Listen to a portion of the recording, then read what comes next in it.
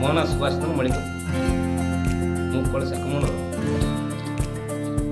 ଆଉ ମୋର ଗାଁ ହେଉଛି କଣାଡି ଆଉ କଳସାଙ୍ଗୁଣ ଗ୍ରାମ ପଞ୍ଚାୟତ ସଦସ୍ୟ ଆଉ ପାଣ୍ଡ୍ରି ଗ୍ରାମରେ ମୋ ୱାଇଫ୍ ଯେହେତୁ ଅଙ୍ଗନବାଡ଼ି କର୍ମୀ ସେ କ୍ଷେତ୍ରରେ ମୁଁ ତାଙ୍କ ସହିତ ଯିବା ଆସିବା ସବୁ କ୍ଷେତ୍ରରେ କରିପାରୁଛି ଆଉ ଯାହା ଯେମିତି କରାଯାଉଛି ଦିଆନିଆ କରାଯାଉଛି।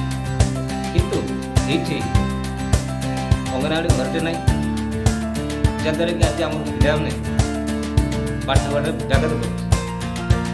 ଯେଉଁଟାକି ପ୍ରାଥମିକ ସ୍କୁଲଟା ପାଣ୍ଡ୍ରି କ୍ଷେତ୍ରରେ ସିଏ ବର୍ତ୍ତମାନ ଭଗ୍ନ ଅବସ୍ଥା, ସେଇଟାକୁ ବର୍ତ୍ତମାନ ଅଙ୍ଗନବାଡ଼ି କ୍ଷେତ୍ରରେ ପରିଣତ କରାଯାଏ ଯେ ଯେଉଁ ଘର ହେଇଛି ଭବିଷ୍ୟତରେ ସେ ଛାତ ପୁତ୍ର ଭୁଷୁଡ଼ିଯିବ ଆଉ କି ଅଲାଭ ହେବ କି ପିଲାର ଭବିଷ୍ୟତ କହିବ କିଏ? ତେଣୁ ଆଜି ପ୍ରଶାସନ ହଉ କିମ୍ବା ଆମର ସରପଞ୍ଚ ହଉ ଏମାନେ କେବେ ବି ନିଘା ଦେଉନାହାନ୍ତି।